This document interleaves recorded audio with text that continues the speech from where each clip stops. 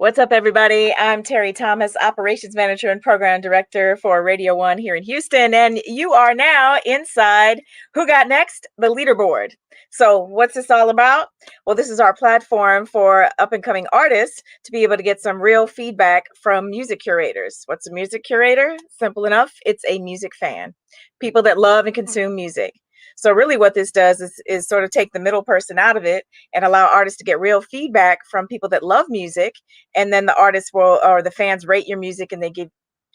Good afternoon, everybody. This is Terry Thomas, Operations Manager for Radio 1 here in Houston, 97.9 The Box, Magic 102.1 and 92.1 Radio Now.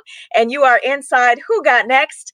The Leaderboard. So today's edition, we're going to be pulling out a couple of tracks from our Who Got Next platform and giving some real-time feedback from the Assistant Program Director of 97.9 The Box and co-host of Afternoons, G A Pimp. Like to welcome JQ to the show. What's up, JQ? I'm in this thing. Let's get this thing rolling. I'm ready to see some music, some tracks, some rapping. We are going to do that. And then, of course, we have our frequent flyer with the leaderboard with Who Got Next. One of my very good friends. We know him. We love him. He's always keeping it 100. And that is LaRon Harris with Atlantic Records. But like LaRon likes to say, he is representing himself today. So welcome to Who Got Next, the leaderboard. What up, though? Happy to see everybody. So look, what's Who Got Next? Let me break it down.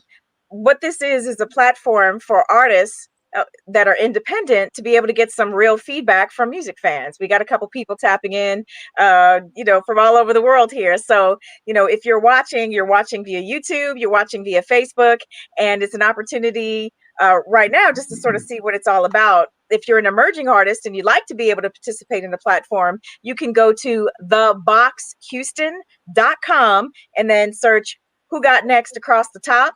And you follow the process to upload your music. And then our robust collection of music curators, AKA music fans, offer real-time feedback about your song. And really, it doesn't get any better than that because fans put the gas in the engine of a music career. So what we're going to do today is now we got the music business professionals. We're going to pull a couple of the top tracks from the Who Got Next leaderboard and just sort of give an impromptu music review. And definitely would like for everybody that's watching right now, I want you to weigh in too. Hey, Linda, what's up, Tia? Hi, everybody. I want you to be able to weigh in too. So we're going to play a couple tracks, play a couple videos, and then want you to share your feedback as well or questions that you have about the music business. If you got something on your mind, now's the time to ask. So without further ado, let's go ahead and hit our first track. This is DFWTONE-Top Floor Suite.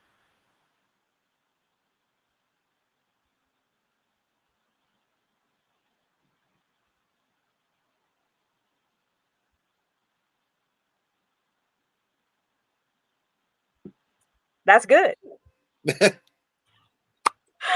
Oh man, you gotta love the internet. I guess we're having a bit of a technical difficulty, but that's all right. Go.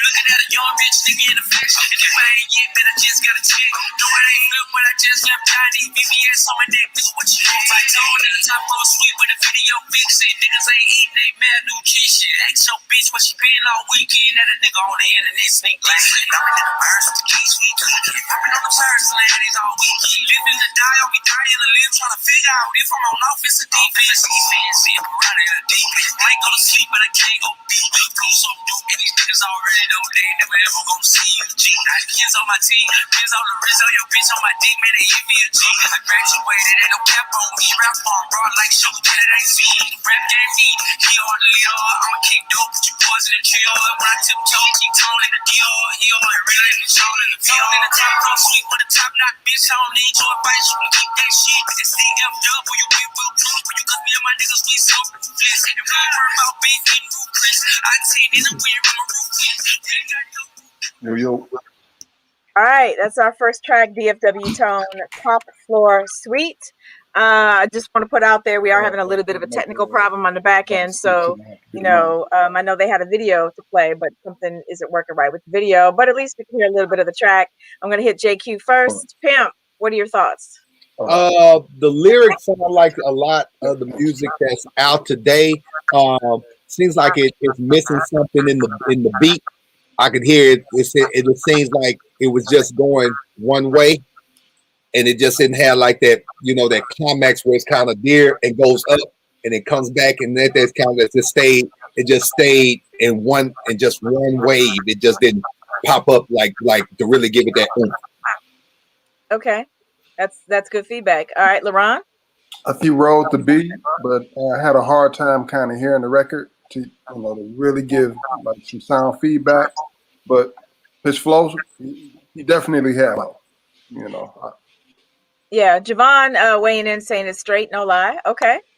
Anyone else want to weigh in from our music curators that are viewing? If you're on Facebook or YouTube, definitely. What's up, Alexis? Throwing up the H. Okay. The other thing too, just wanted to note, like, for me, one of the things that I always think about, like, I get technical difficulties, and we're certainly, suspect to technical difficulties like everyone else. But I think that's why it's so important to make sure your record is mixed and mastered, right? Because a proper mixing and mastering is definitely going to help sort of mitigates any sort of technical issues. Ideally, when you mix and master a record, or when you put a finished product together, you may have a great song, but if that mixing and mastering fell short, it depending on where you might hear the song, it could be affected. So, definitely want to impress upon, aspiring artists. That is a place where you want to try to make sure you make an investment in proper mixing and mastering.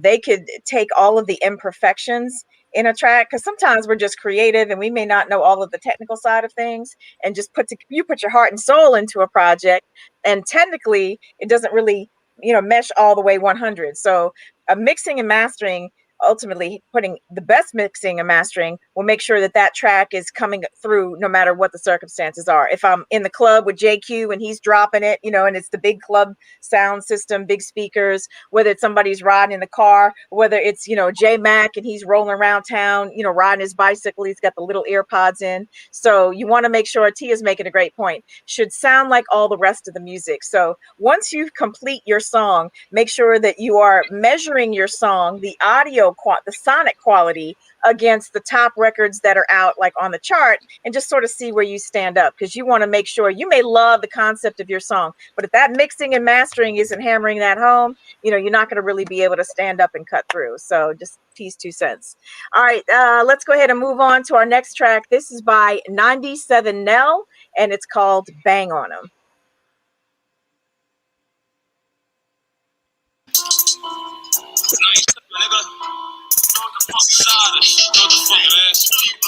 Still talking all that shout shit.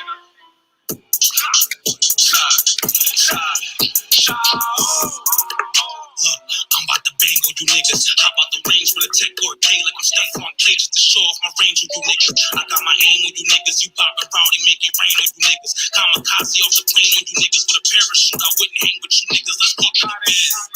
Yeah, I see you with your team. You said those your dogs, them niggas is fleas. I'm trying to go out of town, come up with some keys and boogie with G's. I stayed up at work, you niggas was bitching, and now I got them copping please. I got to keep the mob to the down, decide to the day I decide to just leave.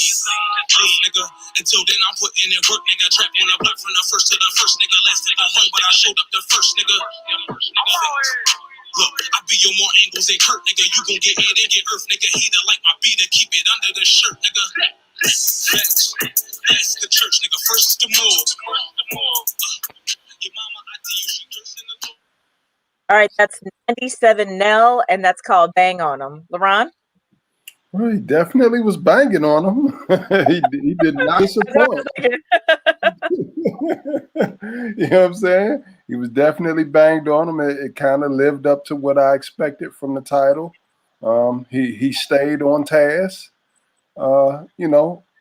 He spit on it, but it was just like more of the same. You know what I mean? It was more of the same, but he stayed on task with the record. So if banging on him was the objective, he accomplished his goal. Got it. That makes good sense. All right, JQ.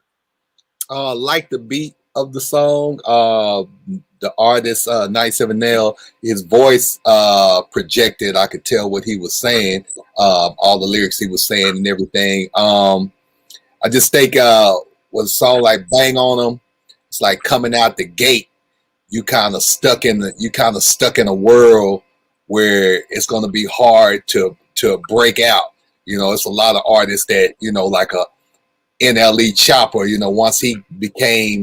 once he got to the forefront, he was able to come out with records like that, and you could accept it a little bit more. I'd say coming out the gate, I don't think, coming out with a record bang on him is the right move. Yeah, I mean, it all just depends on like what's the objective. You know what I'm saying? Yeah. Is it to show that I can put a song together and I can really rap, or is it I'm trying to sell a bunch of records and create a club vibe and a radio vibe? I think he was just trying to display his skills, but he would need to chime in to defend himself on that one.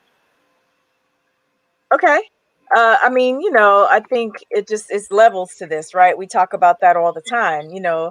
I think for artists, you got to ask yourself, are you what's now, or are you trying to be what's next?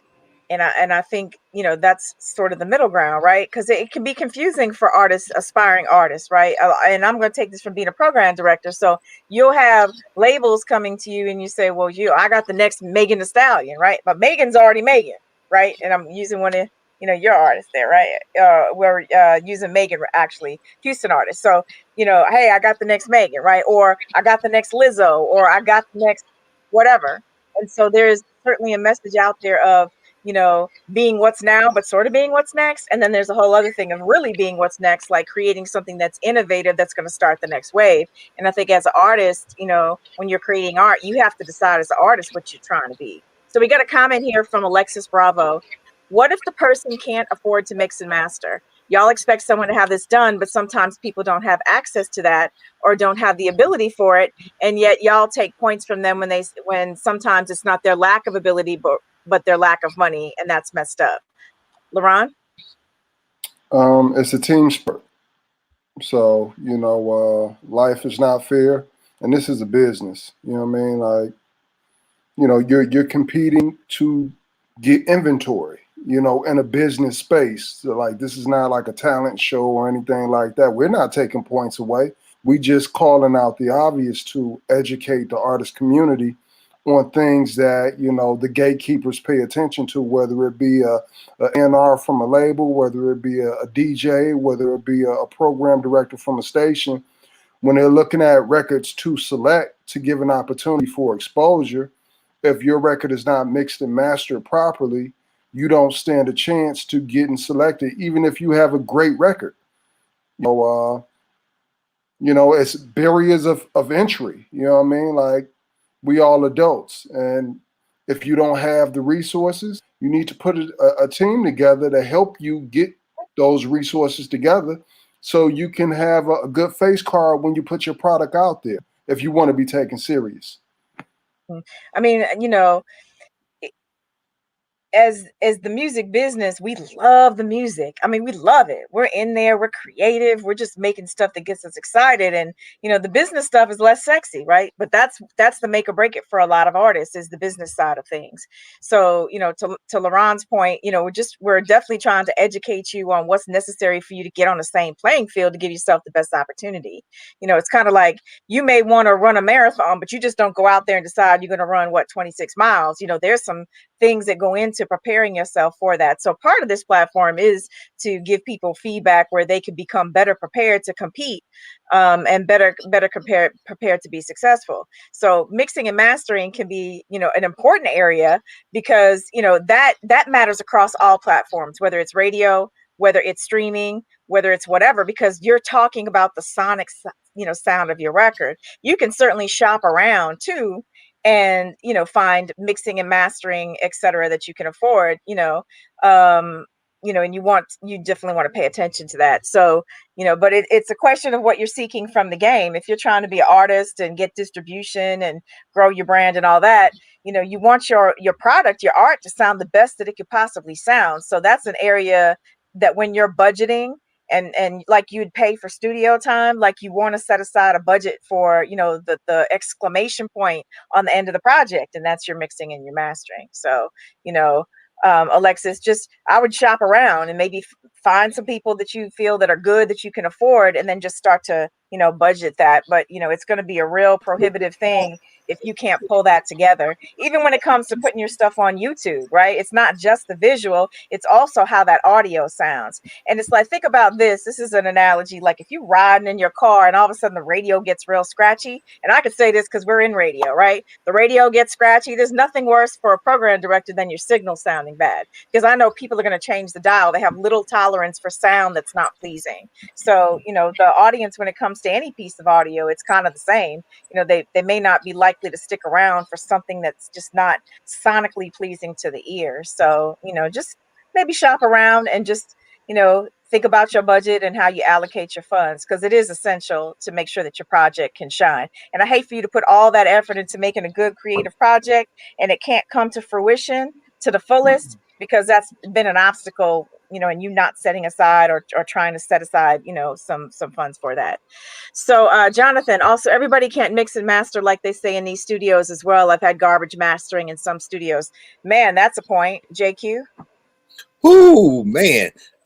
Yeah. Ooh.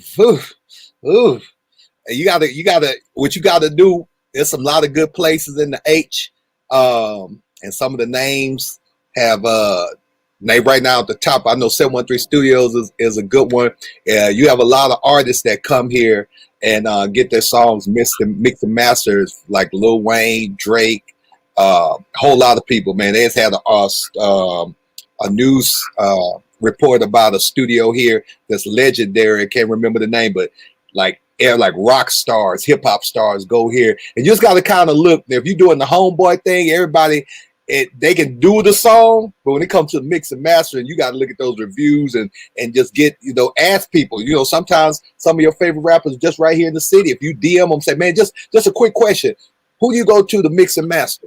And they'll respond back real quick, on some stuff like that. You just gotta, it's kind of like shopping. You got to shop around, look at reviews and everything. Same thing with buying a car. Same thing with mix and mastering. You got to do the research. I'm gonna throw out a name. Producer Crazy C. We work with C. Legend produced a lot of the paid in full stuff, back in the Gap. So he's somebody still out here in the market. He's real undercover. He's not out there like a lot of people, but, ask around, and I do think you need to check, right? Make sure that somebody has a reputation of doing good business and quality work before you spend your money on anything. I don't go to a restaurant and I don't check the reviews first. Same thing when it comes to putting your money down on a studio, a producer, a mix and mastering person, whatever the case may be. So check those references. All right, team, let's move to the next track. This is Drew Willis. It's called No Losses. On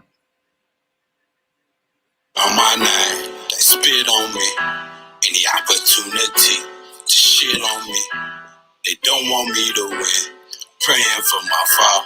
Just one for my haters. I won't take a loss. Dirt on my name. They spit on me. Any opportunity to shit on me. They don't want me to win. Yeah. Praying for my fall. Just one for my haters. I won't take a loss. I've been wasting my time methodically writing these lines.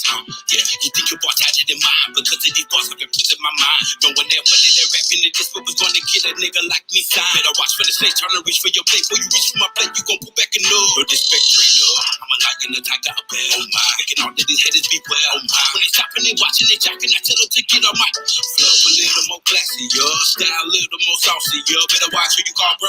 Can't able to see me at home, but it's envious. Dirt on my neck, they spit on me. Any opportunity to shit on me. They don't want me to win. Praying for my fall. Just one for my haters. I won't take a loss. All right, that's Drew Willis. No Losses. JQ. I actually like it. I like it because it's dealing with a lot of stuff that the average everyday person goes through. Like how it started off, couldn't really. I'm not absolutely sure on this, but it's when the record started off, and I couldn't really hear the bass breakdown because it was where I was talking about earlier. It looked like he was hitting where it started out, and it was like a movie, and then all of a sudden it was going to come in. I couldn't tell if that was it. If that's it, we on point. It sounded like it was there, but for the most part, good track good vocals, and definitely stood out. All right.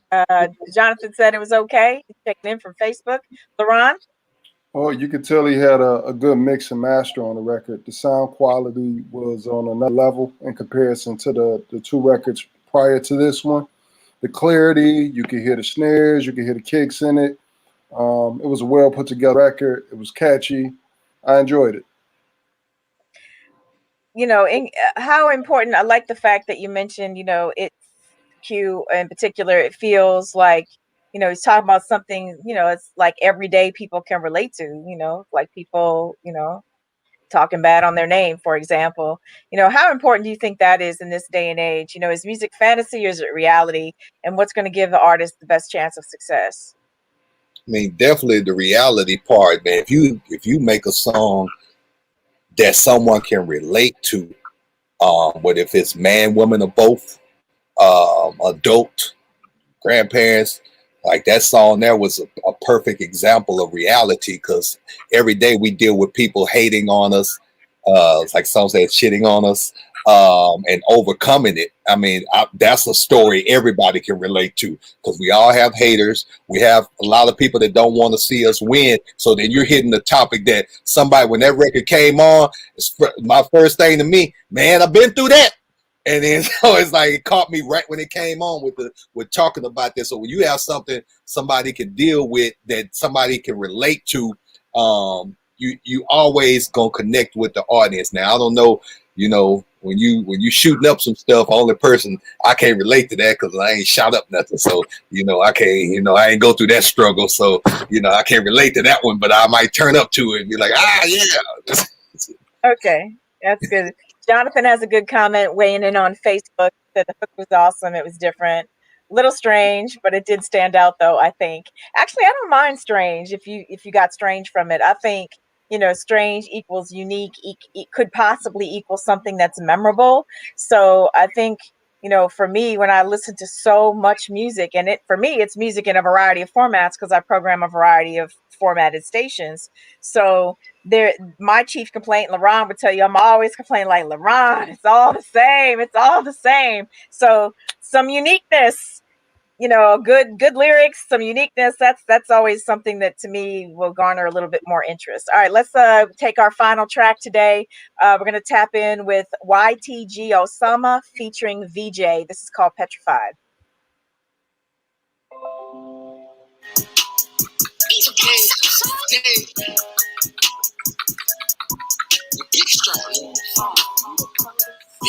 And I'm like, what about all them late night posted up?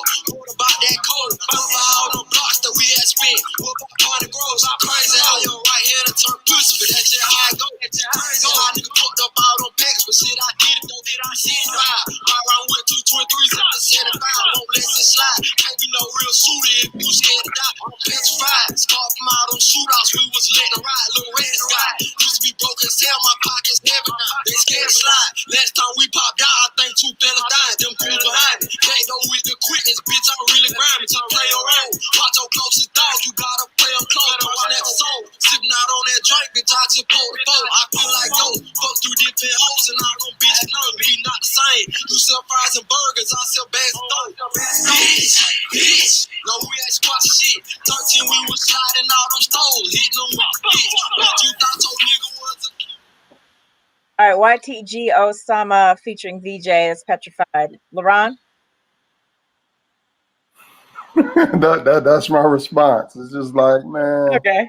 JQ just kind of hit it on the head about being relatable, and I understand that for whatever reason, sliding and stepping on your own is socially acceptable in urban culture, and it's not acceptable in any other cultures. But we already got Lil Durk. You know what I'm saying? We already had King Von, and I'm tired of that narrative.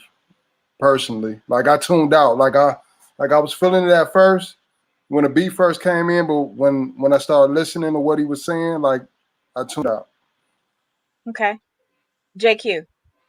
I definitely like the beat. Beat definitely caught me. I thought it was a Take Heat beat first. I thought it was like Take Heat. But but yeah, definitely like the wrong got lost in the lyrics and feel like it cut through and what it was talking about, right? The stuff they were talking about, like you can hear on the Lil Durk track or the King Von track or Pooh Shiesty track, and so it doesn't separate you. Not to say that it won't work, but you in this element, so many artists are coming out with a lot of music, and you'll get lost in the tornado. Yeah. I mean, I think that goes back to, do you want to be what's now or do you want to be what's next? And if you opt to go with a what's now track, just understand that, you know, it's going to be a crowded field and there's got to be some kind of way that you stand out. And it's difficult, not impossible, but if you're going for what's now, you know, 35,000 new singles drop every week. 35,000. And, you know, you should believe that yours is the best. You should believe you should be number one. But you do have to, you know, think about, how are you going to stand out? How is your music going to stand out amongst a crowded field? All right, Trill Spitter, it's got to get better in let's see, it's got to get better in order to stand out among radio personalities. They hear enough music. I appreciate that. Yeah. Yeah, there's a lot of sameness. LaRon, you're on mute. You know, the mute button. There you are. Yeah, I can hear you. Yeah, and I was going to say, like, you know, after the whole Mode 3 thing, it's just like, it seemed like artists would kind of back off, you know, from this. You know what I'm saying? It's just like, we heard it before. You know what I'm saying? Like, we heard the same story before from 100 of new artists. Like, come on, man. There's other stuff to talk about. Everybody ain't sliding. You know what I'm saying? Yeah. How much do you think that, because there is so much of that prevalent out here in the atmosphere, how much do you think that's people following that direction, you know, and feeling like, well, I hear a lot of this, let me go do that, you know, like, is it just like, well, if they can do it, I can do it? Is that part of the mentality maybe sometimes for an artist? Well, if that person can do it, I can do it. And so now let me replicate. Yeah, I think that is a part of it, but what they don't think about is that, you know, those artists are already established. They're probably attached to a bigger artist, and that smaller artist is getting a lot of his fan base from that bigger artist.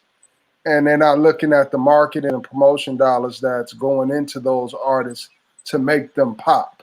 So that's what you're competing against. You're competing against a machine that's attached to another machine. And, you know, if they already got that audience, why do I want to listen to you say the same thing that I can hear from my favorite artist and his smaller baby artist? Got it. That's a valid point. Well, listen, that's going to be our time for today. We did have a good question I wanted to sort of address, and that was, how can my song be previewed here? Well, you know, this is our Who Got Next platform. This particular show is called the Leaderboard. So all you need to do is upload your music, or you can, if you're just a fan, we've gotten some pretty good comments for some people today. If you really just love music and you want to weigh in, you could become a curator. So just go to theboxhouston.com. You'll see Who Got Next as one of our tabs. Click on that and it has all the information that you need to know. And, you know, with artists, you know, once you put yourself, your single, your song, your whatever into the system, you're also getting feedback from music fans, curators. And that's above and around this whole thing here. So, you know, if they like your stuff, the more they vote it up, you know, the more it comes up to the top of the leaderboard, and there could be an opportunity for your music to be previewed here. And so I want to thank my panel, as always, my right-hand man at the radio station, JQ, assistant program director, co-host of G A Pimp and Afternoon Drive. And then, you know, LaRon Harris from Atlantic Records, but representing himself today, has been my partner in crime on this since the day we started. So thank you for weighing in today. I hope for the people that are viewing on Facebook and also YouTube, I hope that you got something out of it. Just want to thank you for spending the time with us for Who Got Next, the Leaderboard, and we'll catch you on the flip side. Peace out.